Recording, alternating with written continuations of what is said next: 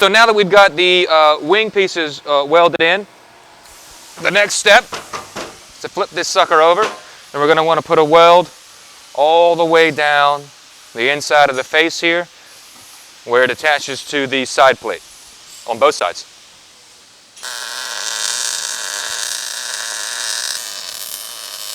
So now that we've gotten the face welded on both sides to the side plate here, we're going to install, I think this is the very last thing before we do any kind of cleaning, we're going to install these braces, or these strong backs, on the wing support itself. And this will help with any kind of impacts that you may come across off-road. It just gives it more strength all the way around.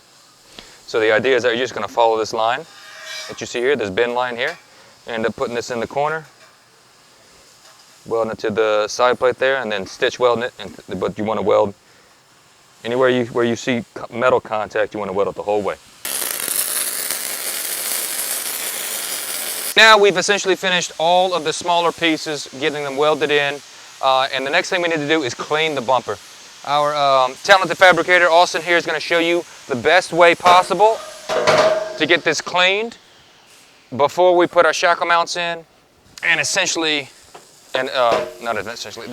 the bull bar.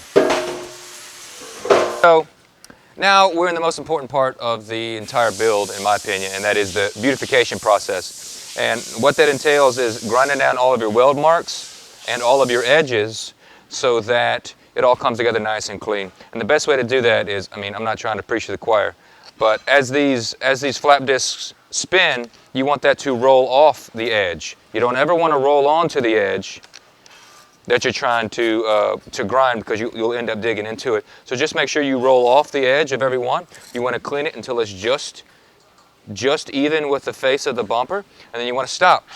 Start on that other edge, and once it becomes a knife edge, then you can decide how much of a taper you want to put on it. But as it stands, I believe we're going to start with this here, roll over to here, and then at the last grinding we do is going to be in this entire weld right here.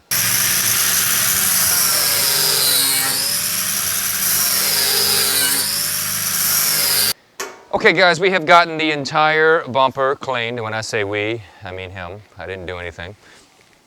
But if you'll come closer, you'll see that he made these knife edges here. Ground off of this face, ground off of this face, and you're left with this nice sharp edge all the way down. We want to see that across all of it. We also want to clean up these little weld marks. Even though we obviously didn't weld this together, you're going to see some penetration from welding the winch plate. So we clean all those marks up too. And we really recommend at the end, I mean, you could go ahead and end it like this and just be happy with this, but we really recommend using a, where's it at? An orbital sander here with a 40 grit, because this orbital sander will really clean up any remaining lines that you've got. And if you look here, it puts a really nice finish. It ends up smoothing everything out. It's almost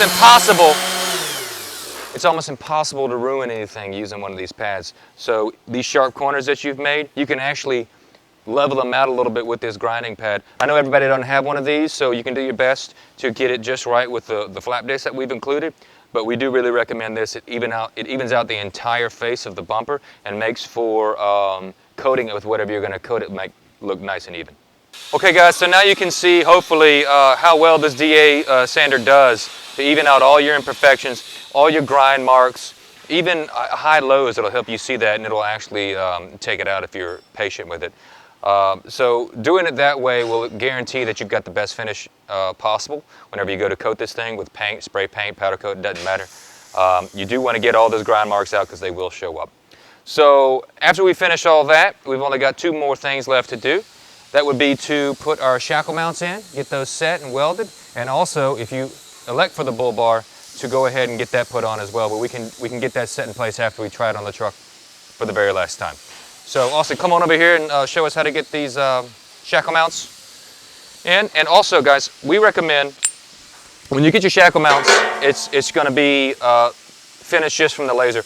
We recommend grinding down the sides. You might have a little roughness here, and making sure there's no sharp edges, because the sharper their edge, the easier it is for the protective coating to chip off. So just go ahead and put yourself a nice little bevel on each one of these edges right here so you can guarantee that you won't have any issues in the future.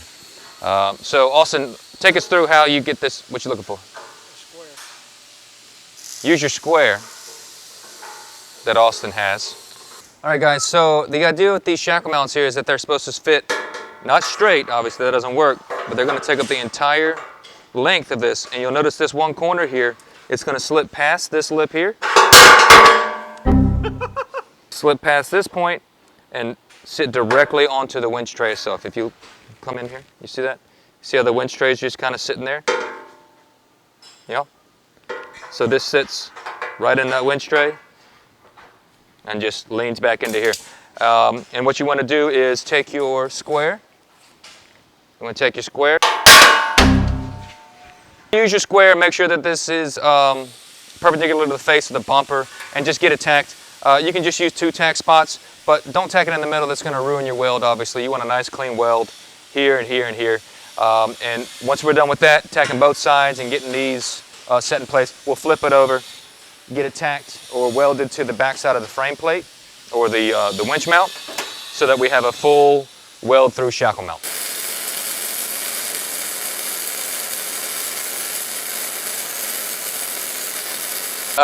So we've got all of our pieces welded in, all of our braces, the shackle mounts. Get the picture.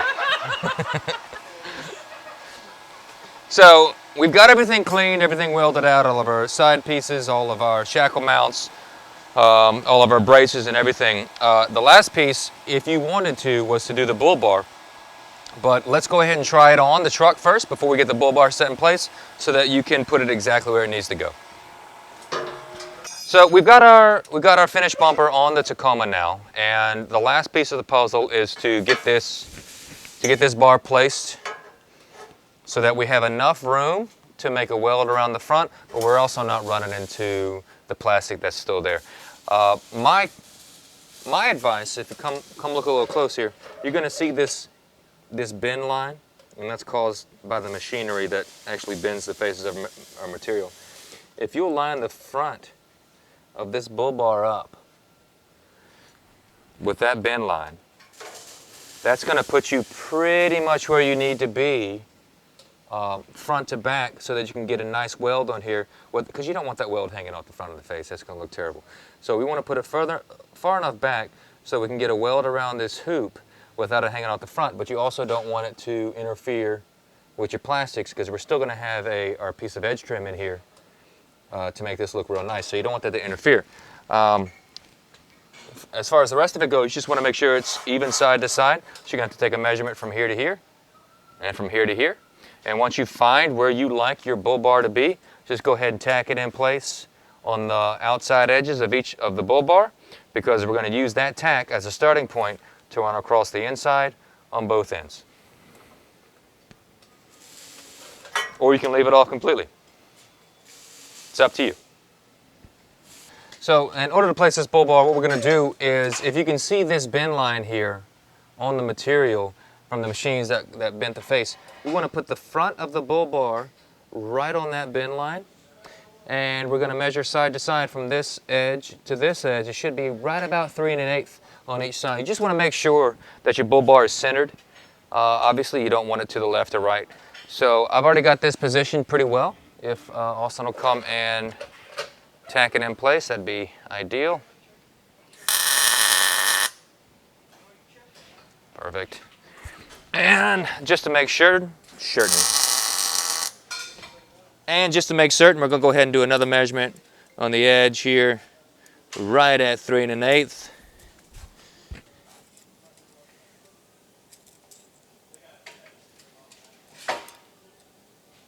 Right at 3 1/8.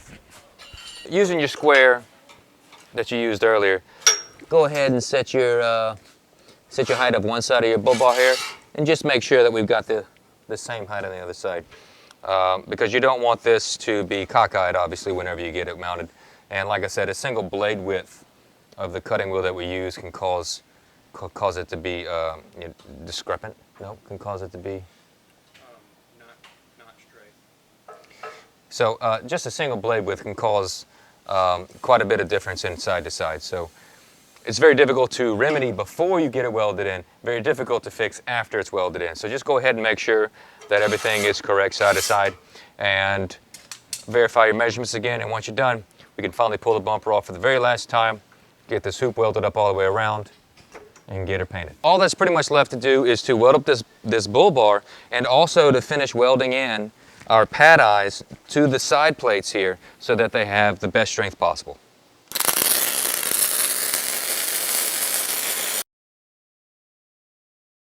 All right, so when we weld our shackle mounts in for the weld through portion, we're going to want to put a bead across here, across this surface here. Go ahead and do a back weld against the face and also wrap it around here so that we tie it into the winch plate itself. If you don't do all three of those welds, there's a chance that it could fail on you. So go ahead and make sure to, ooh, that's hot. Make sure to get all these welds that you see on this side exactly the way, God bless. Okay, the heat wears up.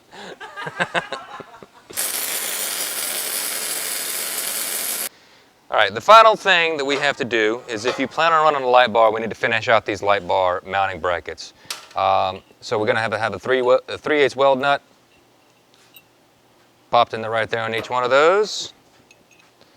Austin's gonna go ahead and finish those out for me. And also, while Austin's, come look over here, while Austin's doing the weld nut, we're also gonna have to at least tack weld these two seams here. I recommend going ahead and welding them all the way up and then cleaning it. It's a little more effort, but it is going to be for a much stronger bracket. So what we want to do with these light bar brackets, is you want to put your weld nut in, and then as you're welding the weld nut in, you want to go ahead and hit both sides so that this seam right here gets welded from the inside. It's getting hot. Wow. Can I have that? Once we've got both of these light bar mounts welded in, you can see that we've got a larger side for a larger bolt and a smaller side for a smaller bolt. The idea here is that these are universal in design. If you come look over here, you might want to, well, it doesn't matter. You can see this is a slotted hole.